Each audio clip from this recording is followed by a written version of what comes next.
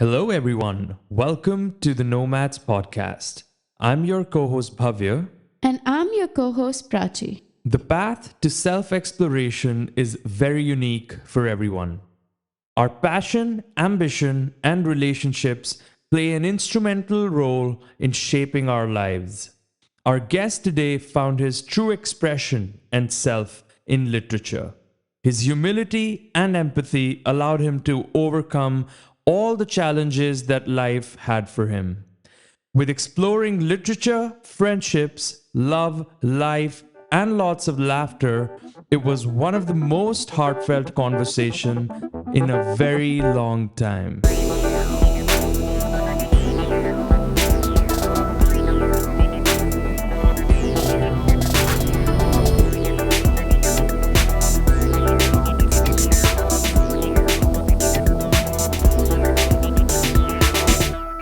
Deepak Singh Rawat, welcome to the Knowmads Podcast. Thank you so much. So, Deepak, we met you while we were in undergrad and you were doing your master's.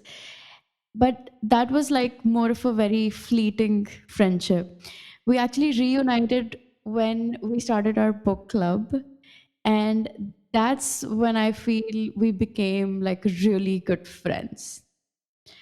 So back in undergrad, I remember the reason we met was because of your interest in literature, and this is something that we shared amongst ourselves.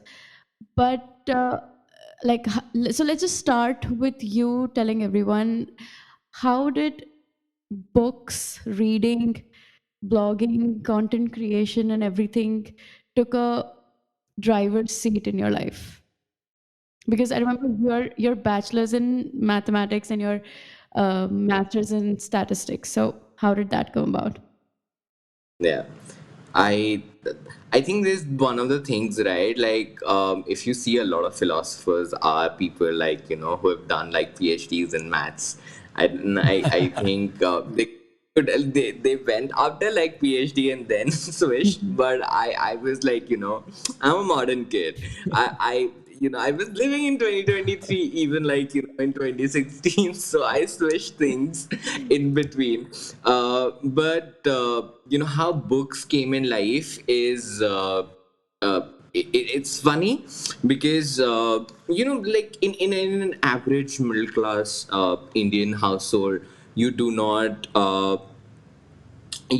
really give that much importance to reading books, right? Like all the books for us is always been a synonym for academic books, that That's right. which will give you like Agree. better education, and you can apply like for other exams, etc., which can give you like a better place in life, those sort of thing. But in my graduation, what happened is that I was it was completely different from what it is was in school, and there was a lot of like friendship, like education wise, like it was very different. And in that, in between all of that, and I had like a bad instance with friendship where I just wanted to be on my own, and I was on a vacation with my family. I've gone to like one my relative's place, and I had like packed like two or three books with me, and I'm like Mhm. just in case I feel like. Mm. And it just happened so that I finished all of them like Oh, wow. within like a span like couple of days. And that's how like I got hooked to books, and I'm like, oh my god, like this is fun. And then I started it became like a game that, oh, I want to finish this book like in Mm. 24 hours, in 48 hours, and that sort of thing. And that first book, if you're curious to ask or curious to For sure, know, for sure. it was Paulo Coelho. Like I think I've Okay. read somewhat around 11 books by him. He's not my favorite anymore. A lot of book ever since, but I think it's a great book. Like his books are really good when it comes to when you're starting your reading journey. And I still like feel especially in a country like India where English is not our first language, for Mm-hmm. most of us, we have either Hindi or any other, basis on where they are geographically in India. They have a different mother tongue, right? So that's how my journey started into like books, and then rest is like, it just followed a path, like it just craved into it. Amazing. Paulo Coelho was my first too, so yeah, I can Oh, totally relate to Yeah, that. because I mean, it wasn't my first, but he was like the first author, like you mentioned, that I read a lot of books by. And yeah, it's true that when you're starting, it's easy to read, Mhm. and at the same time, it gives you so much depth in what you're reading. yeah, Yeah, yeah, yeah. So yeah, that's totally agree with you on that. Plus, his writing style is also like it's pretty diverse. Like a few of his books have like just couplets going around, mm, and then a yeah, lot of them have a lot of experiences from yeah, his own life yeah. converted into Yes, friction, and Personal. then yes, And I think his books are the perfect example of how translation is a beautiful thing, and it's like oh, such a that's great right, thing to yeah, have. And because all of his books are written in Portuguese and that's mm, then correct, yeah. translated, and when you read in English, it does not feel like that somebody has translated it. It feels yeah, like always been written in English, because it's so like it's so fluent, it's so easy, and I don't know Portuguese to confirm it back that way. But when you read, I also have read like other translation work, which like were from Hindi, or like sort of like any other familiar languages from Indian subcontinent. But this one, I think I still feel the same about Paulo Coelho books, like very well translated, so like nicely done. Amazing. that's true, that's true. It's I like how every time we talk about books and everything, Deepak's like very enthusiastic. So that's amazing. It's amazing to me. So yeah, brings a smile to my face. I, I'm like, I was one of those kids who was always been a first bencher, uh, who was like always so excited about, his studies and everything. And I knew that, I have to do good. That's the only way. I think that's the value system, like I think we had in our family Hmm.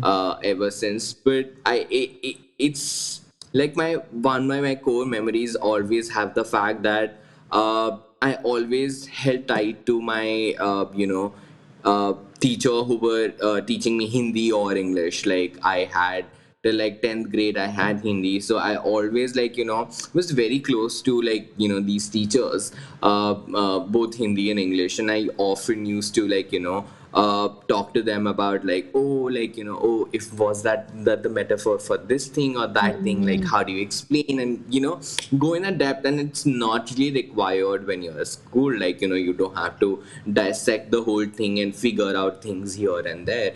But I was always that enthusiastic about it, and then deep down I always knew that I wanted to write a book. I'm still nowhere near. I mm. don't even have the name for it. Oh, we have full faith in you. Just We're rooting for you. yeah. But like that's the thing, like then also like book became like a thing which always kept me near to like that literature part that I always enjoyed while in school. So I think that's the main crux of it. And then I think it's also the fact that when you start reading books and start figuring out things, Mm, there are often come like eventually come like people, the characters, which are very familiar to you, like in some shape or form, like yes. they're like people, either yourself or somebody around you. And then you start like realizing how everything that is being written is for this word. Mm, And for people like us, somebody had that thought and then shared with us, and that makes us like a makes us like a part of a community. it's Yeah, yeah. it's not like yeah. rigid and like Mm, in a physical form, but Hmm. it's there. And yeah. that that connection, I think I really enjoy, and I continue being there in those communities, like all of those Fantastic. books that I read. So I think that the happiness comes from that part Yeah, of it. that's it's amazing. So Deepak, I mean, we've been reading in one form or the other, but taking a deep dive into literature, I think it's Mhm. unique and very personal to each and everyone. So for me Yeah. personally, I wanted to become, I wanted to gain perspectives. I wanted to learn how to empathize and, just be more Mm. open minded, just broaden my horizon towards a lot of things. Mm. That was the primary reason that I started reading books. Mm. And this was I'm not even kidding, this was very recent. So this I was only in this was a time when we met in our undergrad. So Prachi in fact got me to you Mm. know read the books. When did you all start reading? Uh, I think it was a question for Prachi or me. Both. Both. Yeah. I No, think right. both. Right. Yeah. Yeah. Sorry. So I think it started sometime in 2014 Okay. or late 2013. I think that was the time when I was in my first year of undergrad. That's how it started, like majorly. That was the time that I picked up Paulo Coelho, and then it was just like for just all upcoming book for Paulo Coelho. So I think it was around that time. Mm-hmm. But I think it was more. I read more after joining the whole Bookstagram community. I think it just multiplied. Very like Yeah. reading like 6 book or 8 books in a year, Yeah. to have managed to read like 30, 40, and then eventually like 52 books in a year. I think that was it was Bookstagram that pushed me, that the Mm. other creators around me pushed me so much to pick up the right sort of a book, like book that really like fit my interest, how to pick filter those sort of a thing, and then what to take out of a book and those sort of thing, like anything I learned in a process.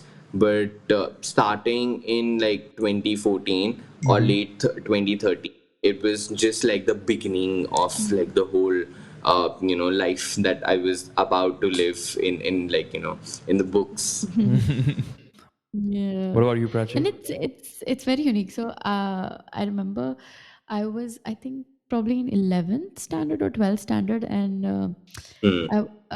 there was this one friend of mine who gifted me a book on my birthday, and I've never been gifted a book on my birthday ever before that. Mm. So he gifted me that book, and I had honestly no intention of reading that at that time. But I don't know, somehow I picked it up, and it was, so my first book is The Fault in Our Stars. That was my Oh. first book. And I read it, and it's again, John Green is also someone who writes very, like, so easily. It's such a easy book to read. And I'll tell you a very like, not a funny story, but like something different. So we all know the story behind The Fault in Our Stars. We know, Mm. the heartfelt love story, the tragedy, and everything. But actually, that's not what got me into reading. What got me into reading was, you remember that there's this scene in, that's also in the movie. It's a very crucial scene where they're in the support group, and everyone's asked Mm. what are their fears, and Augustus says that I am scared of oblivion. And Yeah. at that time, even though, I mean, I was just a school student, I know what oblivion is, but the thought that how can someone s- become scared of oblivion, that was very Mm. new to me. And at that point I was like, yeah, oblivion, like what Hazel says, that oblivion is inevitable. And I was like, yeah, that's true. But Mm.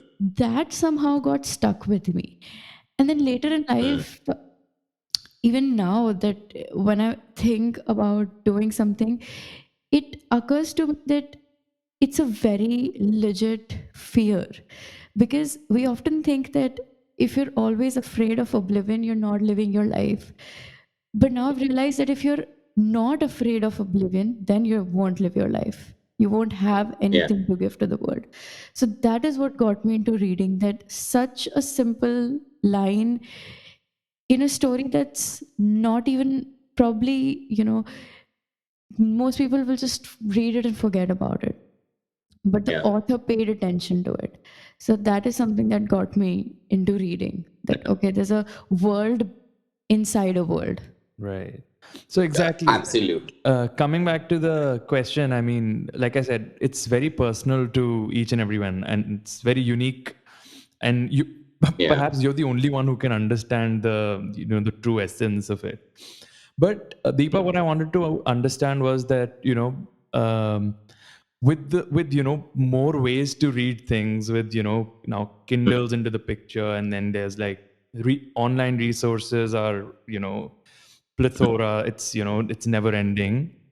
People I see that people have still not picked up reading, and at least for the right reasons. They still haven't found their own unique experience to sort of Yeah. get into the habit of reading. So Yeah. do you mind sharing your personal experience, or so that you can help people figure out how to become fond of reading, and how it can be an organic process? Okay. I think one of the themes that's been like recently occurring for like quite a while, especially because of the there is so much rise in a content creator per se, right? Like everybody has found that voice through social media, so everybody has something or the other to say. So in that whole process, everybody is constantly like talking about and telling people what to do. Mm-hmm. So there is like very little people who are actually like uh, are listening to these people actively, right? So Mm-hmm. it's just like so much like just we just trap in a world where somebody's trying to like raise their voice, creating content, and especially the video content, right? Like Mm-hmm. we were just like talking about it before even the beginning of the podcast conversation, that there's a rise in video content, etc. Where do people have time to actually experience things in True. books and to invest like certain hours in a book? Like for a 200 page or book, Mm-hmm. somebody who doesn't read at all, it might just take them 6 to 8 hours. Mm-hmm.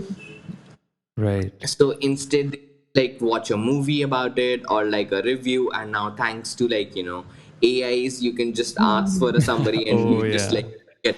You can ask AI to So make poems for the entire book, in like 10 lines. yeah, It's ridiculous. exactly. That's ridiculous. Absolutely. Like, there is no way that, you have an opportunity to go and interact. So Yeah. I think until you do not have that within, sorry, until you do not have that within you, I think it's very difficult to motivate somebody to pick up a book. But if you are one of those people who are motivated to, pick up a book but still don't know how to do it, then my answer would be like, list down yourself. I think for me, reading books was a journey to understand myself, right? Like how Bhavya, how you said, like, learn perspective and sympathy, right? That's the way, right? Like similarly for me, I think it was a lot about self-awareness. Like what are my rights, what are my duties, like uh not just like being a part of a community member, but Mm-hmm. also like a person. Like there is like certain things that I have to like set boundaries, but Mm-hmm. until I don't understand like what are my duties as a person, for my friends or my family or for like in my workspace, Mm-hmm. I will not be able to navigate. So I think it was a journey for a self. So when you start reading, like you have an intention to read, I think the very first thing that you do is like you try to understand yourself. Mm-hmm. Then you try like then that's how you go to your interest and what gonna pick it up, and then after that, and I think is just test and trial. How you guys like physics stuff, uh, right? So for you, like first thing would be like anything cosmic or anything like, physics related to it or maths related to it, and then how you figure it out, because not every book you read is going to be the best book that you read, Yeah. but always be something that you learn out of it, and it's truly up to you is what you see. I think it's how Prachi was saying, there's a word within a word, and I think it's exactly the same. It's like, books is like, there's a word, only if you want to see it Yeah. you will be able to see it, otherwise you're gonna miss it. Oh, Right. yes. Very well said. Like because so well said about John Green. I think people do often take his books as a YA, and then people just Yeah. you diss it being a YA, but I don't think it's that. It's a literature. It's such a good fiction work that you just go and figure it out, because even like in his other books have done marvelous job, and like I think his strength lies in character writing. Yes. His stories are such the character driven stories, so sometimes people mess up a bit, things don't turn out as well, but his strength lies there, and then you can see in it each and every book that there is that how well he writes Yeah. characters, and the things his characters say, and I'm like, was I that intelligent when I was 17 or 16? That's true. Yeah. But yeah, I like It's how you said actually that. very true. That's actually very true because uh, John Green's characters are so relatable, even though you find nothing in common with the character. You're still somehow able to relate Yeah. to the Yeah. character. Yeah. But I love the fact that your perspective that reading books is basically equivalent to self exploration. That I think that should be a great way to understand why reading is important. Yeah, very well Yeah. said. That's true. So, talking about fiction, a lot of people believe that reading fiction is almost never worth it. Do you think it's true or just a misconception? And if so, why do you feel that is? Why do people think fiction is just a waste of time? Yeah. I think it's a similar situation. Uh, I don't know across the globe, but at least it's a trend in India to get their kid good marks in 10th so that they can go for science, right, physics, chemistry, maths, or any combination of that in their 11th and 12th grade, and then go for engineering, and then go for like B school, the business schools. So there's a certain path of doing things. So when you become that mechanic, you always trying to uh, drive a value that you can which can be appreciated by people, which can be seen in some term, in some form, right? But when you read fiction, you can't tell to 10 people, what, like, I know something about like waking up at 5 a.m. Sorry, it's a fictional work. It's not gonna tell you that.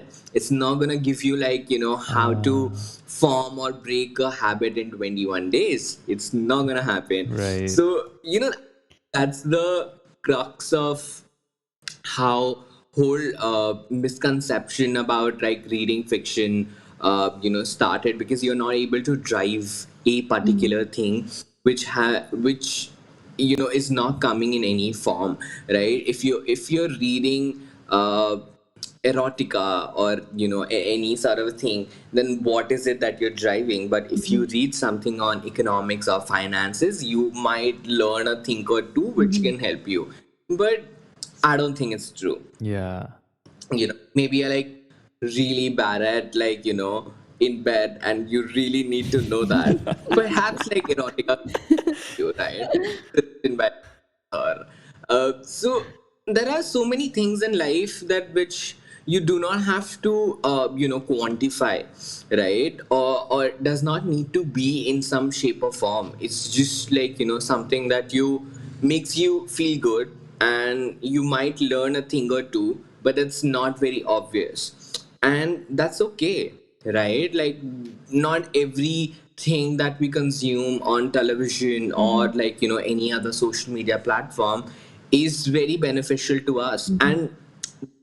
And since when life is about just doing things which are beneficial to us, a few Yeah. things has to just our heart, Mm-hmm. right? Yeah. So I think that's what fiction is for me. Like, it makes me happy.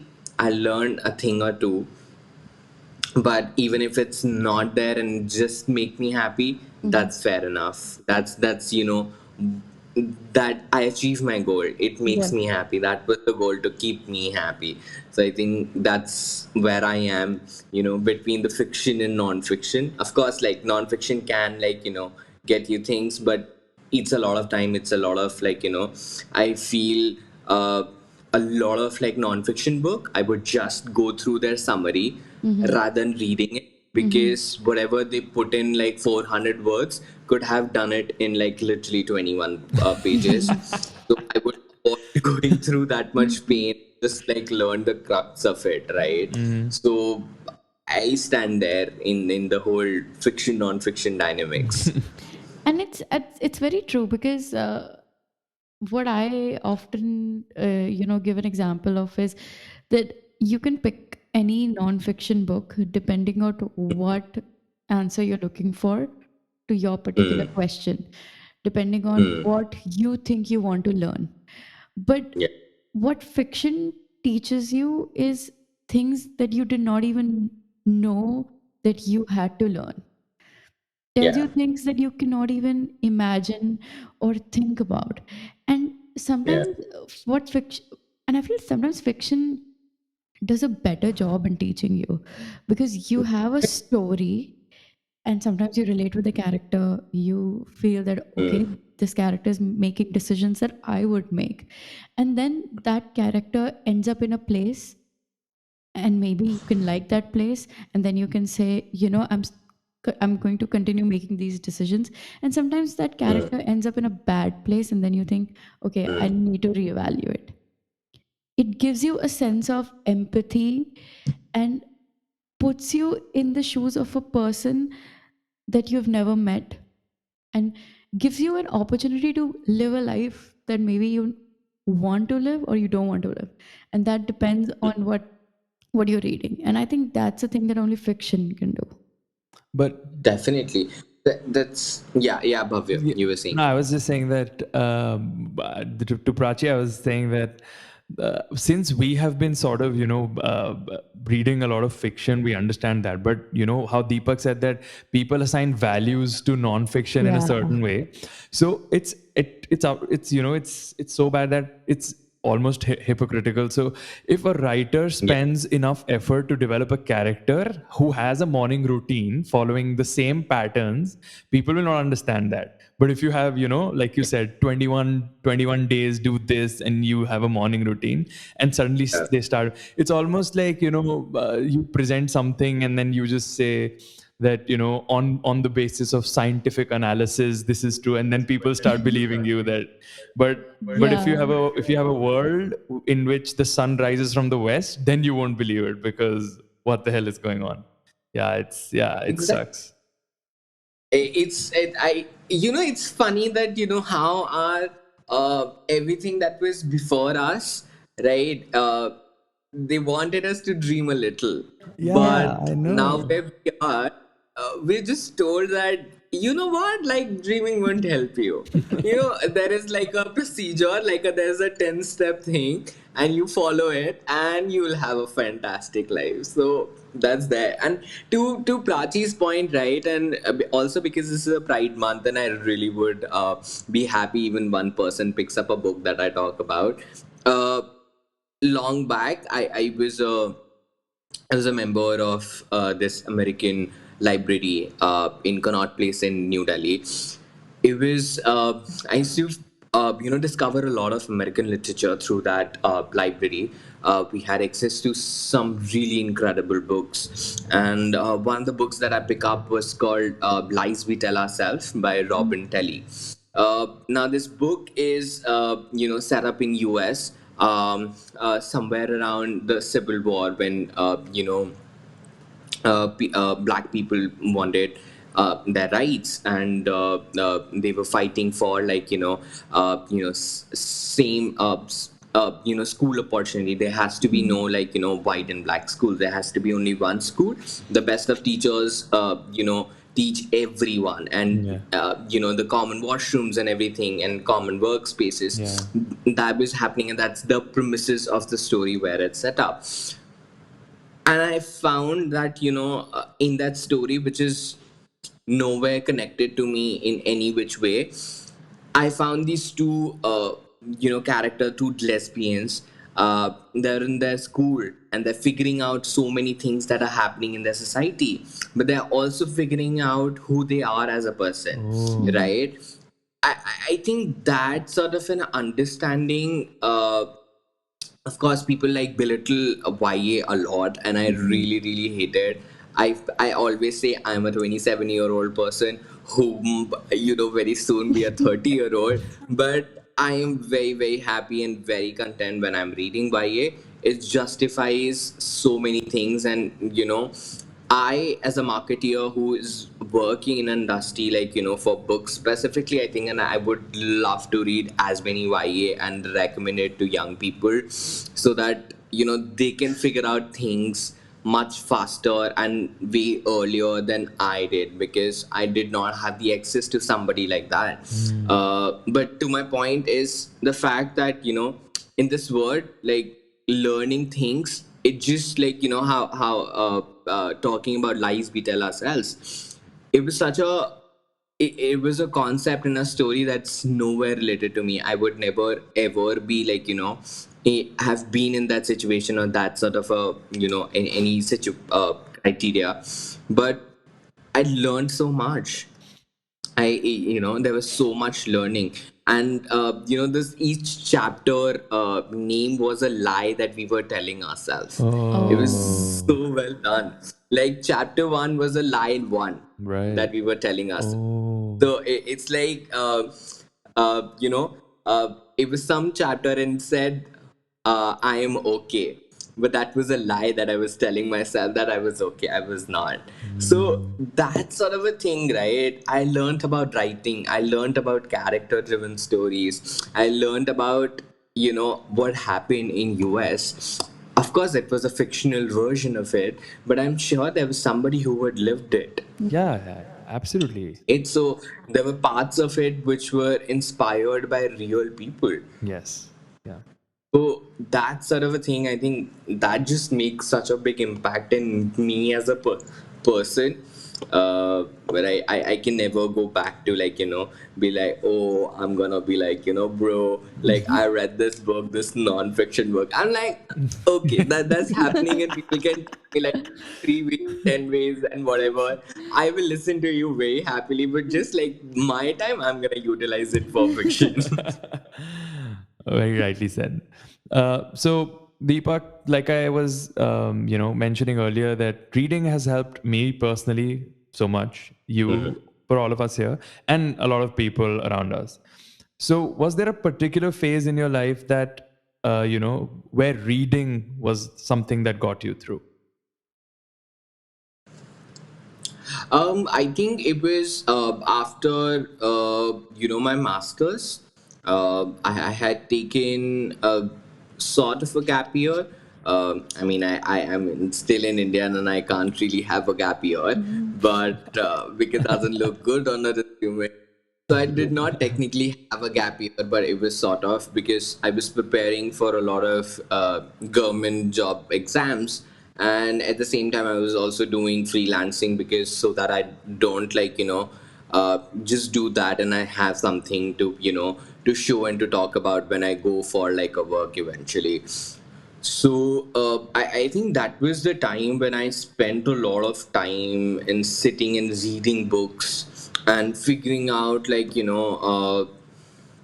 what sort of a book I like, which are the authors that I would like to, learn, and also like to educate myself eventually, because uh, it was my master's, I think the end of the first year there, when I started with my own content creator journey. And I had started empty hearts of literature on Instagram, and I had a blog at that point, which doesn't exist anymore because it's just too much to do. Yeah, it was then, it was like a year of empty hustle literature. And I knew, and I like books, but I wasn't somebody who has actually studied literature. So that's when I educated myself, like, oh, these are genres, these are periods, and these periods are for contemporary, or classics, and how these are working, who are the authors, the American literature, Indian literature, and all of those things. And I think that was my time to deep dive into all of these things. And that was the time, and I think I was reading almost a book a week. So I've read Wow. more than 50 books in a year. And I think that was my personal achievement. And but the best book moment, when I think books got me through a lot in my life, was, I think, during COVID. I still remember this so vividly, because the sort of a break was just over. We had just it was still 2020, and COVID was still there, but there was an uplift from the restrictions and all of that. And I had picked a book, you know 1500 pages long, so which is A Suitable Oh Boy by Vikram yeah. Seth. So to just be in that book, it's a huge, humongous book. And I think Yeah. I wouldn't have been able to read it if I hadn't switched between my Kindle and Mm. my whole paperback. But it was that period when I was just reading more than 100 pages a day. Wow. And I was just so interested, I was working also, but I was totally distracted by the book. It was good 45 days to finish that book, but every bit of it, and I think I will always remember, and will always be a part of me. So I think that's the best book moment for me. That's nice. I mean, reading a 1,500 page book is an achievement altogether. Yeah, my goodness. Yeah, That was something, yeah. yeah, it's Crazy. not book, and I'm like, you know what? I've read that long a book, Yeah, I so know. try me. The longest I Definitely. think that I've read is the 1Q84, Yeah. when all of Hmm. us read that together. Yeah. Yeah. No, I it. Let's be honest. I wasn't able to finish it. Um, had that I had to uh, like quit midway for a Murakami book. Uh, Given the fact I really enjoy Murakami world, but it is what it is. But yeah, Yeah. but it was an experience to have it get started that big of a book together. Yeah. So, Deepak, talking about your work, Amazon Books India have completed 3 years, and the credit only goes to you.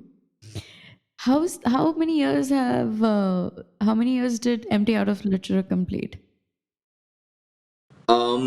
Okay, before I answer that, few things. Uh so Amazon India have finished, I mean, have done 10 years ever since the Amazon app Mhm. has started in India. Mhm. Oh, I It's see. Amazon Book Bazaar, which is one of the marquee events that happen Mhm. for Amazon, that has completed the 3 years. Okay.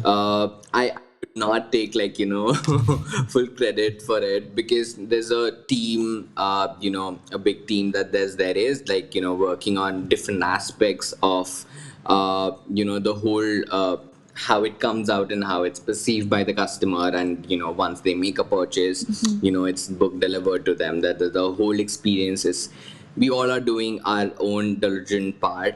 And I think that's there. It's a lot of teamwork. uh, And coming to the fact that empty house of literature, I think it's been like 6 years for me. Wow. Ever since like I started, it's like a random kid just started like talking about books. Back in 20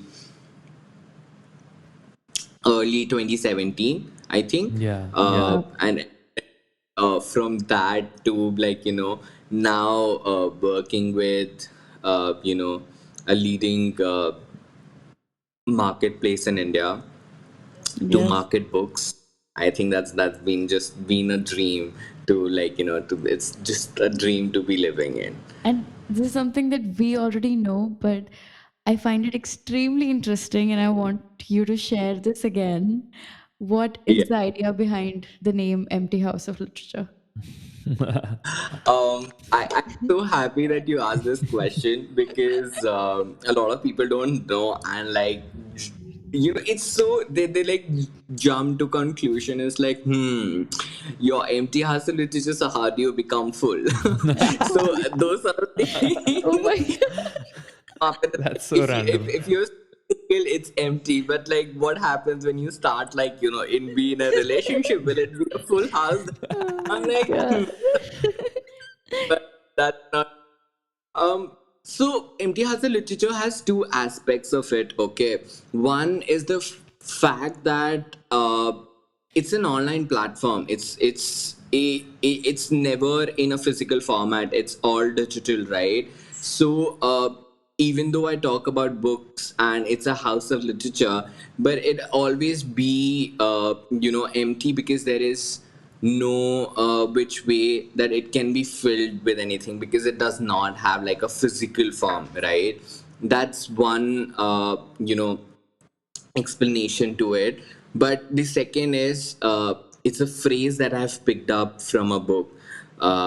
It's about Rumi, written by Ravi Shankar Bart, and it's a translated book from Bengali, which is one of the Indian languages, to English.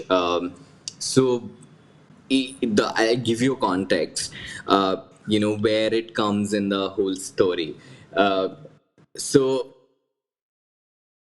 Rumi is have met Shams of Tabriz, and he has understood there is a connection and there's definitely something going on. And Rumi is a big scholar, and he has his family, his kids, and all of that. But even if it's much later in his life, he has realized he has a connection, and that connection, I mean, from a society perspective, even if you're like 40, 45 something, and you suddenly realize like you are a man and you really like another man, that's a weird situation.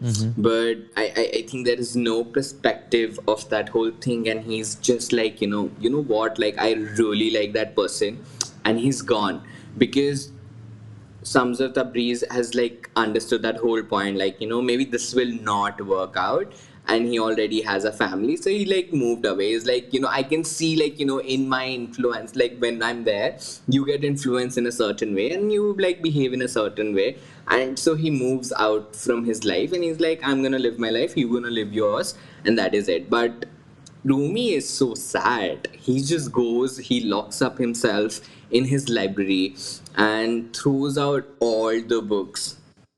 But in while he was doing that, and his family was really worried about him, his son goes and find Samsar Tabriz and brings him to their house, and then he goes into the library, and they spend time together in the library. So that moment when Brighter is explaining the whole situation about like how it was a library and all the books were thrown out, and he comes, Shamsat Tabriz meets Rumi in it, that's where the empty hustle literature phrase was used. The meeting of two people who genuinely are connected and like feel for each other, and are meeting in a empty hustle literature. So I think it had like a very big impact on me, and I just could not. And I'm like, this is something, and this I want to keep this phrase with me because It's it's so beautiful. beautiful. It is. It Uh, is. Yeah. I always wanted to do it, and it was the same time when I was figuring out like life, and I was wanted to be a content creator, but didn't know like what name. And I think that's when I read it, and I was like just like marking it out. I knew that this is something that I want to use on my page, and I called it empty hustle literature because no matter what I do, this digital form will always uh, have that void because it's Yeah. never like a format, right? So that's how the whole empty hustle literature was created, and that's what it means. Yeah. It's beautiful. It's a beautiful story behind it, and it's stuck. It's a very unique name, I must say. Yeah. Like yeah. Yeah. I mean, when you started the blog, I remember like all of us were in our undergrad, and we used to talk about hey man, this guy has a blog, Yeah. and what a catchy name is this? Amazing. Yeah. And like, we got to know I, about the story, which was after like I just stated, I think Yeah. it was were in the book club. I think we've gone Yeah. for one of the picnics, Yeah, and yeah. we were talking that's Oh because yeah. that we were, I think we were also like joking about the whole fact because it just sounds funny sometimes, like empty house literature. It's like what is empty, what's house, like what's happening. So it's always come as like a very comic thing, and people don't think like it's going to have like some thoughts, some thought process or a depth like it Yeah. does have. So I am so happy like they every time I tell this story to somebody, and then they're like, okay, it's just didn't happen, like it didn't come out of Yeah. blue, but It's not asking Chat GPT for a nice Instagram blogging name. It's not that. that's not it. Like it's a lot of effort in reading a book and trying to like make the best out of my reading experience. Yeah. So this also highlights the fact how the reading experience is, even if you're reading in a group, but the reading experience is so personal, and like Yes. Yeah. like it's beyond imagination what can stick with you for the rest of your lives. That's why that's And it's so beautiful, right? Like there were instances. I mean, I was talking about COVID and best reading experience, but it would be a shame if I don't mention our book club because that I think.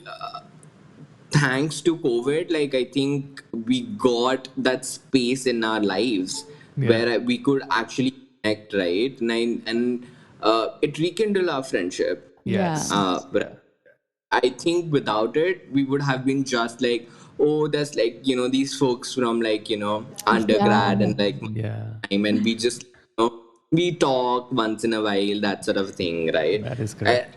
That whole thing changed into we became great friends and we read together, and there were Yeah. times I don't see anything coming, and I would be like, what is it? Like I don't understand, but you or like Vishal or like any one of us like would be like, oh, but I thought it like it was like this, Yeah, that's Yeah. and the whole narrative, like the whole conversation will change, and we will be like, wait, what? Like, okay, That's let's so think of the true. Because reading in a book club gave us four different perspectives, not Yeah. just one. yeah, And it's exactly like you mentioned that, for reading, I find something amazing. And that's the reason, even if we're reading the same book, we're friends, we know each and everyone's thought process. Even then, we had so diverse opinions about the same books. And we were all remember at the end of the all the lives, and every time even before the lives, we used to have that segment that do you recommend or not. And most of the times none of us agreed to each other. Yeah. oh. That's so true. Like, I don't think like it was always a tie. There was Yeah. always this It was always a be tie. like whatever you're saying. I don't care like who you are, even though we best of up and then we don't care what you're saying. Like, our opinion is like this, and this is Yeah. it. So that's so true, right? Like I think that's shaped us who we are as a person, right? Like to give a voice to your thoughts and to stand with them. That there is so much, again, there is so much to learn just from the process of reading, just to to be living that moment when you read, even the process of it like makes you a different person. Yes. So Yeah. think of it when you actually make it a habit and become a person like that. And at this point I really want to highlight the fact that don't do it who you will become. Mhm. Just like give yourself uh it's so true. Like I feel like it's so religious for me for books, that it's a lot like the fact that you are praying. So you Mhm. don't pray because you want xyz things in life from your almighty, but you do it to for having that connection, to Yeah. be connected to this greater power in the universe, which is there for you, no matter even if somebody is listening to you or not, Hmm. but you're there, and they're there and they're like supporting you. And I think that's what reading is for me. Somebody's hearing me out, like even if Yeah. it's written by somebody else, it's I feel heard, I feel seen through these characters, these stories, and I Exactly. learn thing, and help me go through the life. Wow. So Yeah. that's Yeah, it gives you a sense of feeling that oftentimes we think that this is something unique to us and no one's going through this. I'm the only one who's suffering, and then you will read something and then you'll realize, you know what, you're not alone. Yeah. yeah. No matter how alone you feel, there are people going through the exact same thing, and if they went through it and got out of it, so can you. Yeah, definitely. It's very similar to how when you're in one of your phases in your life, and then you just turn on the radio and all songs are basically relating to that phase. I feel books are the same way. You pick up a book and like, oh my goodness, I wanted this book. Yeah, that's so true. Yeah. That I'm happy. Yeah. Yeah, and I think I'm grateful to the fact that I bump into books which are Mhm. meant to be at that a particular time. It's grateful. Like very recently, I picked up a book called Blood Moon by Mhm. Lucy. She's, I think she is an English author, and she's written a book. It's a YA again, because I read a lot of YA. It's about period, and how women are being shamed for it, and how it always been like a hush thing and don't like talk it out loud, sort Mhm. of thing. And this book, I think I first got it in 2020, and it was just there. I thought like I would like it because it's a YA book written in verses, Mhm. very exciting when it Oh, comes to wow. writing part, right? So I got it, but it was just sitting there for Mhm. so many years. And it was finally like it's 2023 when I pick it up and be like, this something looks interesting. And I don't remember my first thought why I picked it up. I probably know the fact that I would have liked something about it and I wanted to read it eventually. And when I picked it up and I realized like how beautiful this is, Mhm. Mhm. I would not have understood the whole concept of it, the whole writing, and I would not have appreciated as much if I would read it even like a year back.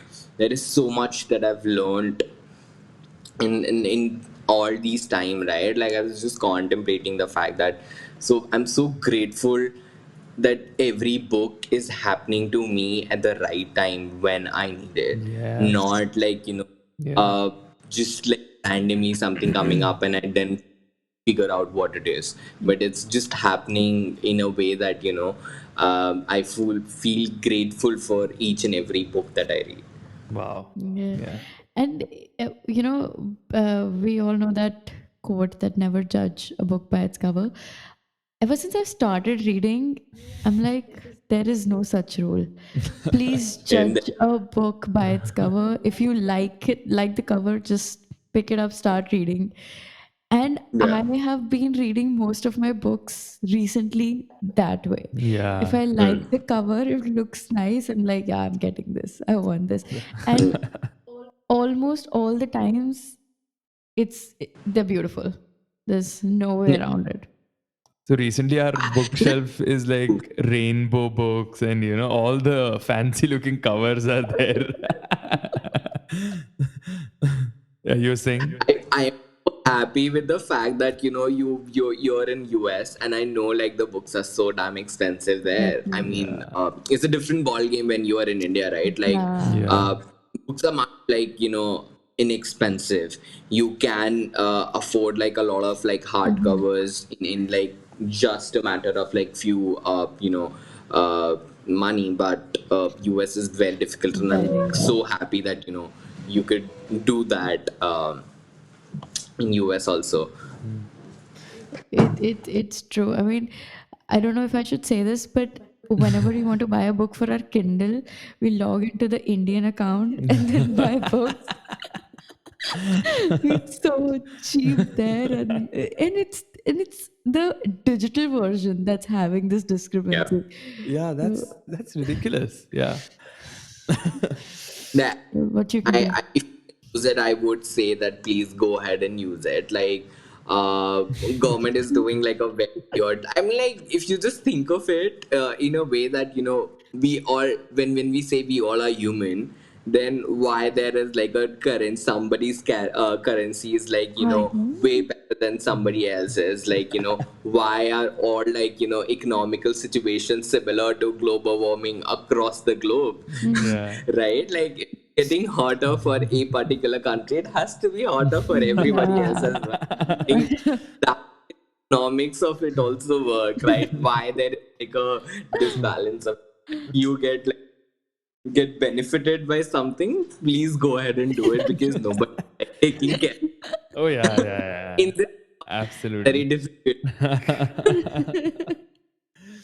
So Deepak, talking about careers in book blogging, you've Yeah. established a successful one, and you have been an integral part of the Amazon team.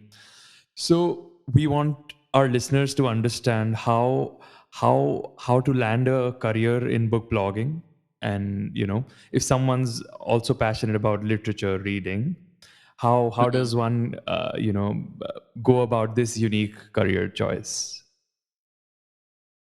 Um, so I would say there are a lot of things that you can do as when you're reading books and you are into literature. There are multiple things that you can like try and test it out for yourself. But from my personal experience, it was the fact that when I started reading books, and there was a part of it when I started talking about it even offline, not just like online, right? Like online happened much later. Before that, it was all offline when I was talking to people.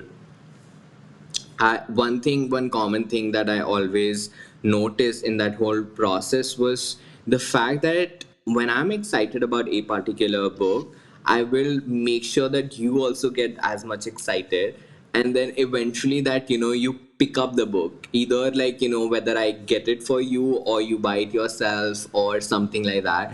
But you would end up with having that book and reading that book and be like, okay, that's something I genuinely enjoy, thank you so much for recommending. So I think that fact that I understood this one quality in me, that I can recommend book for people and they would like it. I know like what people are looking for it. If they have these XYZ things, these interests, then I can recommend them those like 5 books, and they would end up liking most likely they're going to like those books. So I think that is what I picked up, and that had got me started as a blogger, uh, where I was just talking about it, and to be honest, I think it also worked out in my favor, because I started way early when it wasn't a trend, right? I was doing Yes. this.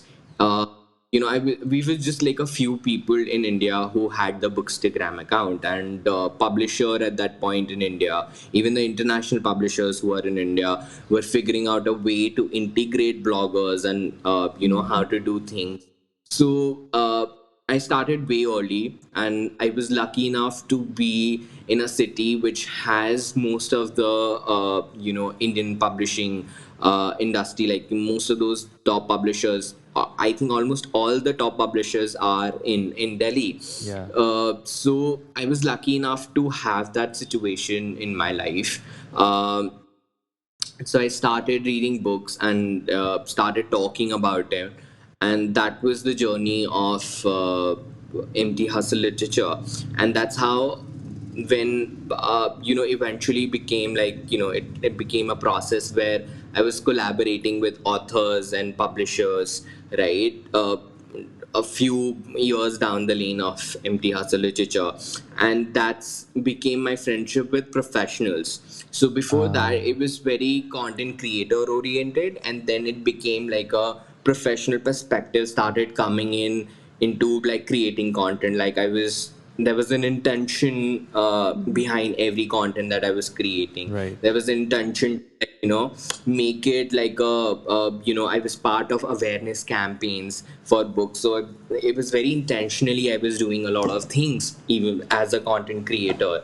And I think it was 2021 when I got a call from Amazon, and they were like, you know what, like we have a job for you, and they had explained me how it is, and if I would like to join their team. I knew little of how things were at work, and but I was excited because Amazon is really like a big platform, and to have get started with my career there, because before that I had done a lot of freelance work, but not like in a corporate experience. So I was like, there's nothing like it to get started at Amazon for my career as a full-time employee. So I got into it, and it was just the beginning of everything that I knew. I feel there was so many things, like over I think it's a little more than 2 years now that I've been a part of Amazon Books team, and there's so much that I learned. There are I've done curations, I've done stores, I've been part of so many campaigns Wow. and collaborations, but it's been an interesting journey all through these years. That's great. That's amazing how you've, sort of, I mean, it's very hard to sort of, yeah, it develops as a hobby, then you fall in love with it, Yeah, and then you transition you transition into a professional environment doing the same thing. It's very hard, but yeah, yeah. you've made it happen. And So that's great. like when you said so that's why, like, I would say that there is no particular way to get a job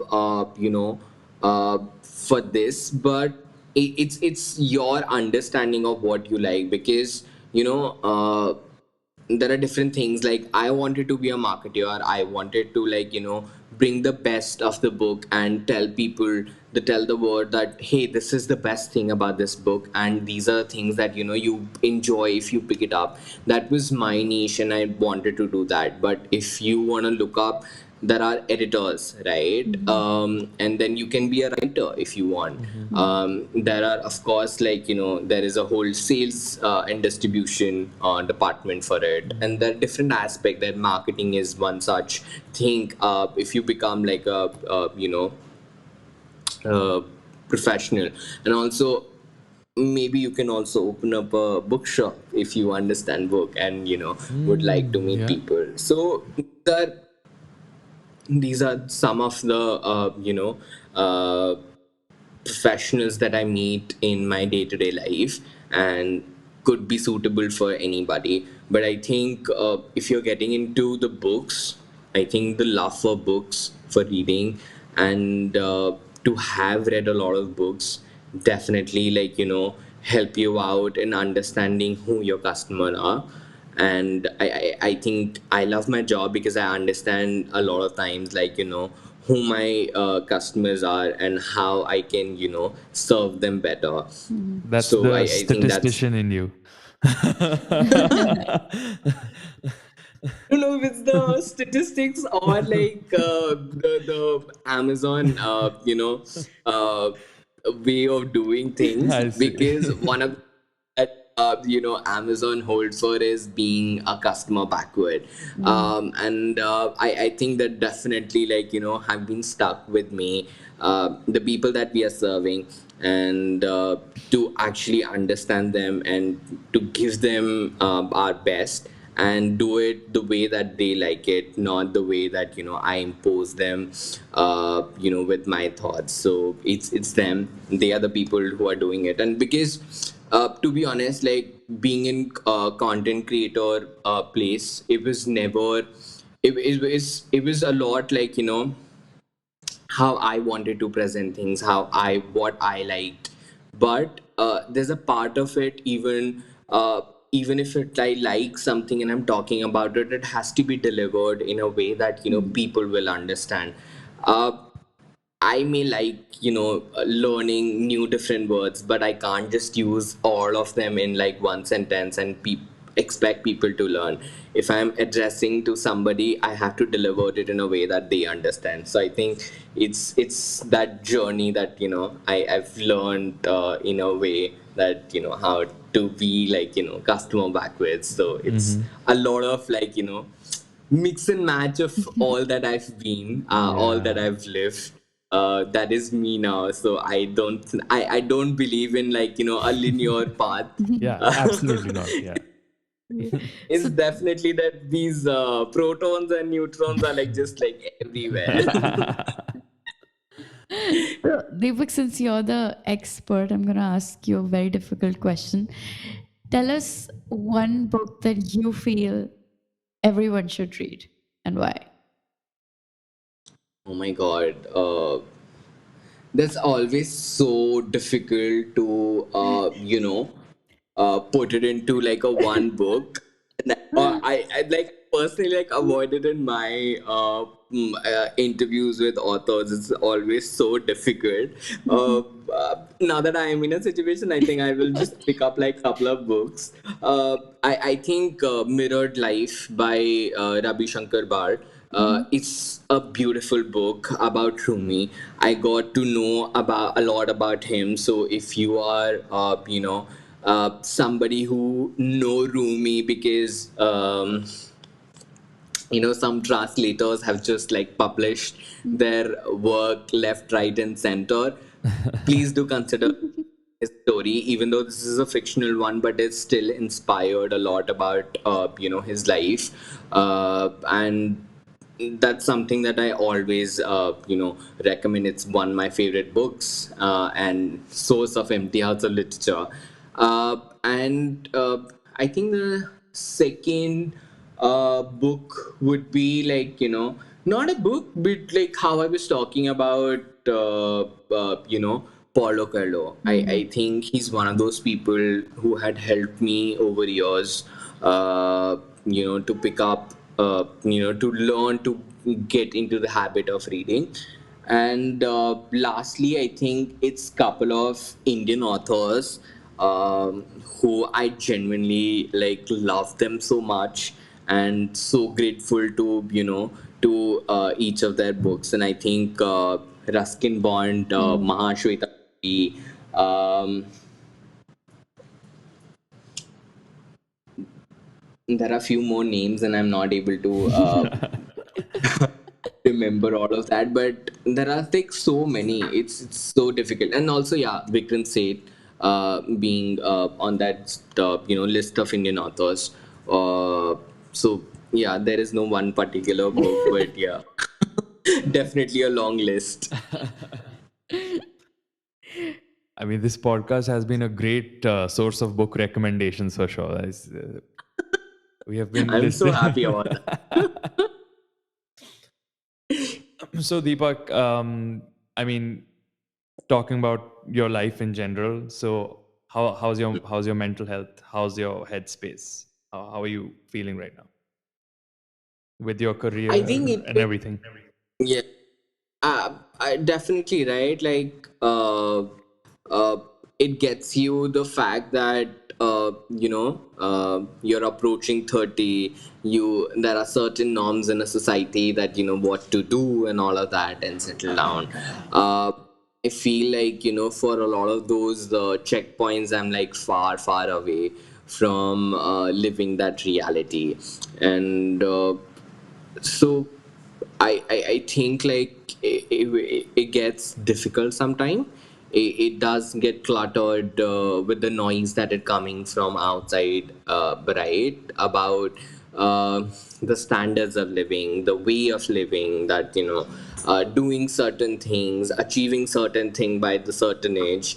I think it does affect me. It clutters my mind, but I think how I said, I never had a linear path. I never studied a particular thing because I wanted to become like be think that there was never a linear path in whatever that I've done in my life so far. So I get I always like hold my story very near to me, and then time and again, and I tell myself like hey, if you can pass through all of this in past, if you could have done like with such a different way of doing things and eventually landing this thing, I think you can still go ahead and do it. And one of the best things that like support me when mine gets too cluttered and is the fact that um going and writing, doing a journal. I have my journal where I just write it down. Like it's just a empty notebook. Like I just have to. I feel whatever that I write. Sorry, I write whatever I feel, Yeah. and and there is one 5-year journal which has particular questions on a particular day. Yeah. Well, you're So the you reason we have it also too. Yeah. Yeah. We all got it because of you. so Yeah. happy you guys picked it.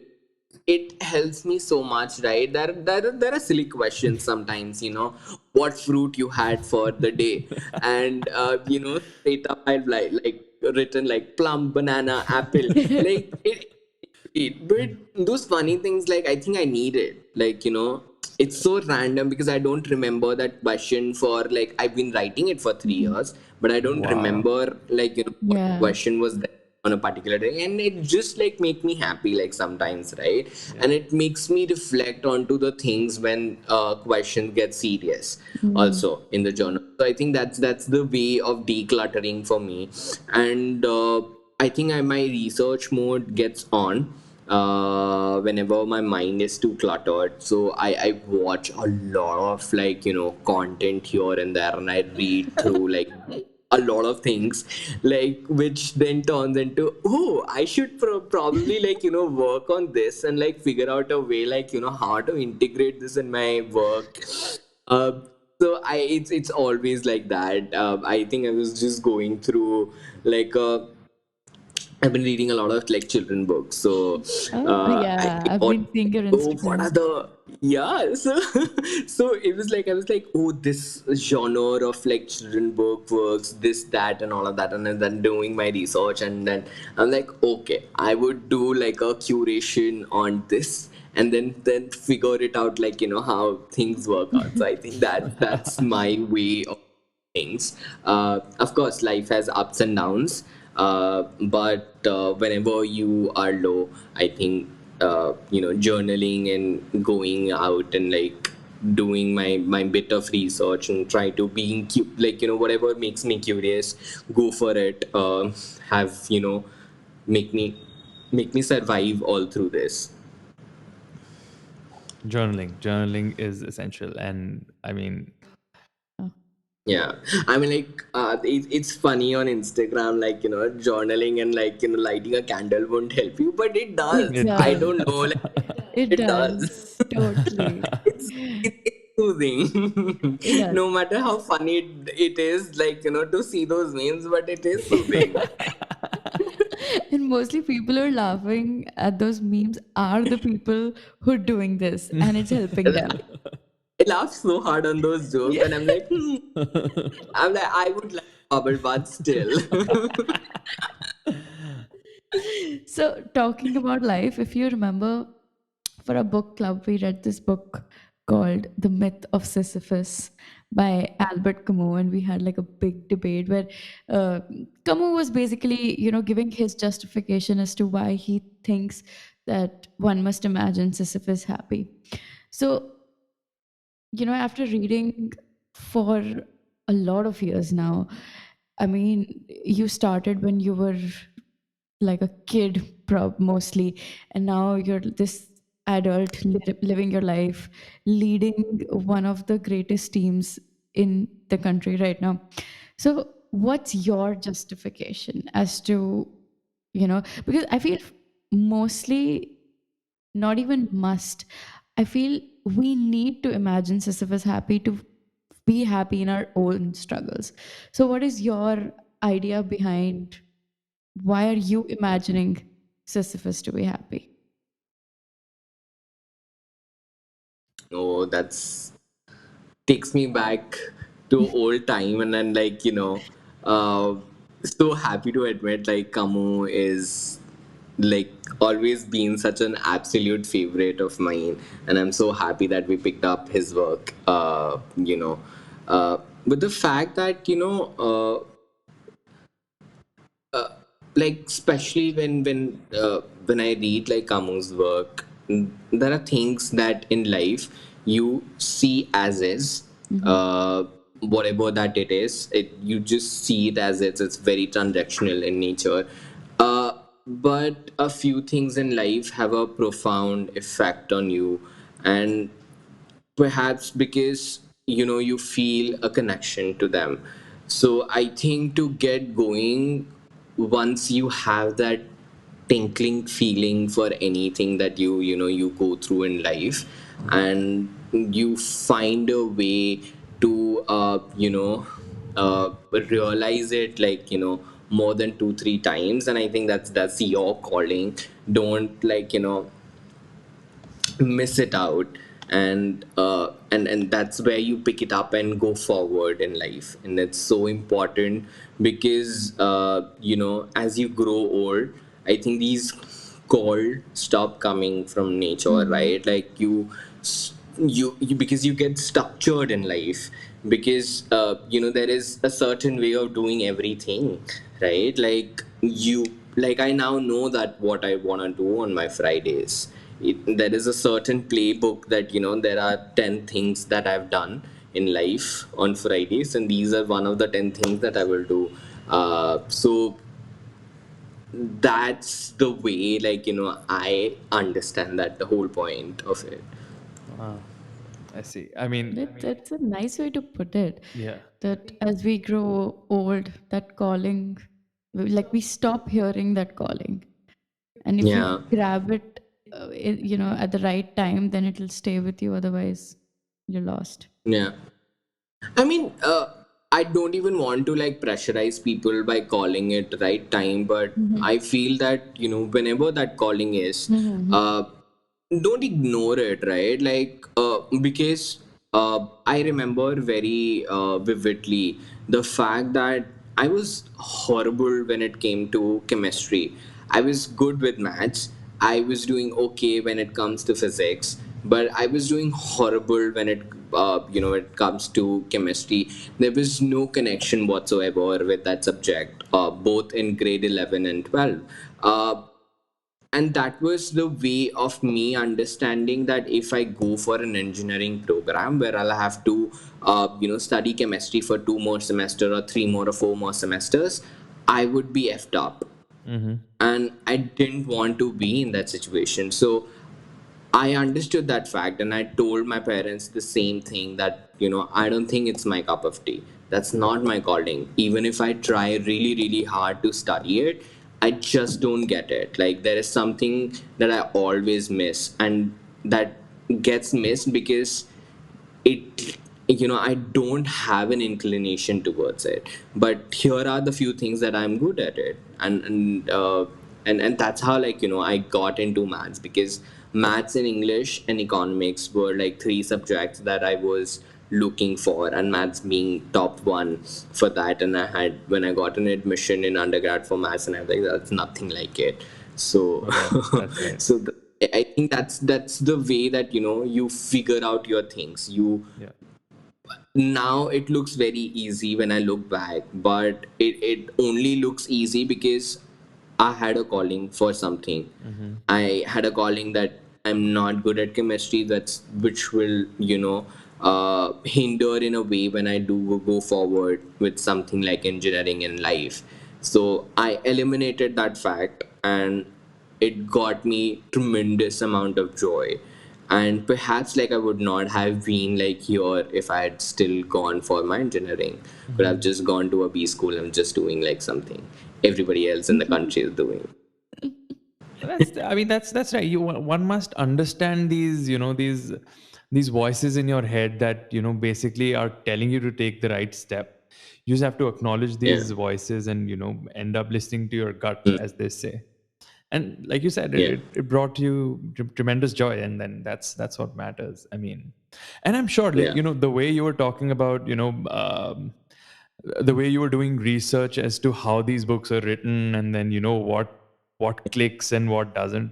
I mean, these are skills, like I said, that's why I called you a statistician. So these are just the skills that you sort of pick up while, I mean, of course, the reading has helped you understand the problem better, but the underlying things, the skills that you acquired through maths and statistics, all these things, like, are responsible for your successful career. So we have a bunch of questions that we always ask all our guests. So, for you, Deepak, looking back all these years, is there anything that you would like to change? Um. Yeah, I think, like, the fact that I went for a lot of freelance project because I wanted to figure out life, etc. I think I should have, like, perhaps just opt for a traditional entry level job at that point. Mm-hmm. I feel like there's a lot of uh, gap between you as a professional and what you learn even in your masters and PhD, right? Uh, there's a lot of gap between those two, especially like in a corporate world in India. So I really wanted to have like started much younger. Mm-hmm. I was 25 when I started, working full time in a corporate India. So I want to change that fact. Like, not that like I think like freelancing is bad. It's extremely, it's working out for people, but it's not for everyone. Is something that people don't understand, right? Like, the projects don't come that easily. That you invest a lot of time, and to those negotiations are very difficult when especially when you just started as a freelancer. You're a team of one, and you have to execute everything. And you know as much as there is a good people in the world, there are bad people in the world as well, and they would just exploit you left, right, and center. Yeah, So it's extremely important to, like, be cognizant of that. And I think that's one thing I might have learned better if I started much younger in a corporate world.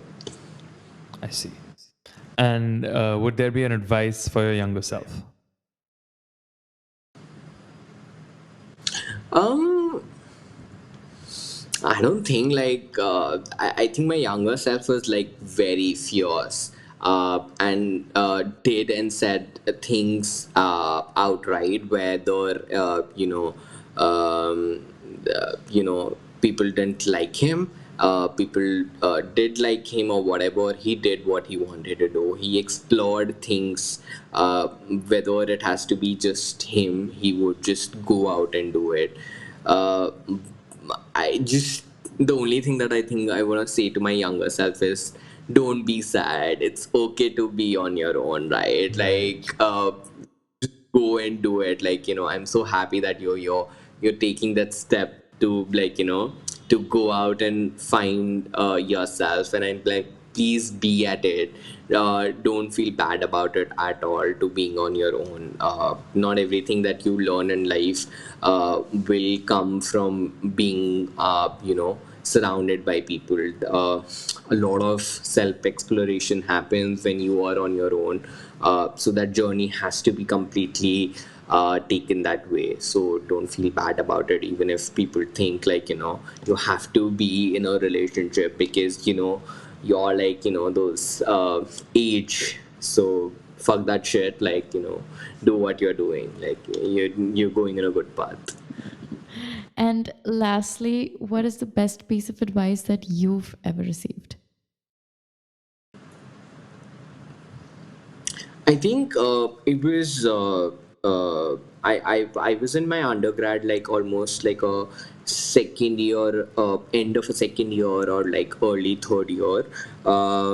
I had started going to this open mic event near to my place, and it happened second last Saturday of every month.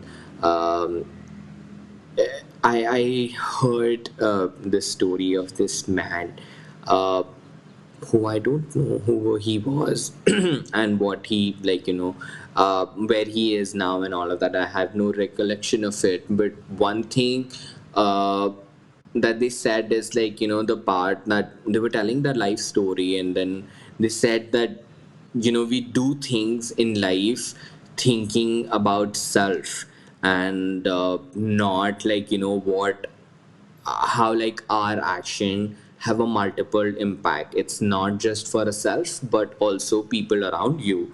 So what you do has a multifold impact. So do consider thinking about it before you do something or say something to somebody. So I think I keep it near to my heart, uh, whether it's workplace or my personal relations and like my family and friends. I always think it before I see it. Of course there's heat of the moment. I'm just the only human. I'm not perfect. I might have said things, but as much as possible I try to keep it hold to that fact that whatever that I say is a multifold impact, and it might just collapse somebody's word, uh, because I am doing certain things. So I try not to do it in that way. Whatever that I do, I just think it through before executing or saying. That's a beautiful note to end on. Thank you so much for doing this, Deepak. Yeah, I'm so happy. Thank you so much for inviting me, and thank you so much for starting this journey. Right, it's so important to have this platform where there are so many different voices that are coming in, especially anybody who is listening it to in US. They have a sense of somebody from their motherland is talking and sharing their stories, in whichever way they connect to it. And also there are some international voices coming our way because you are connected to us here. So thank you so much for doing this, and thank you so much for having me here. Thanks very much, Deepak. Thank you.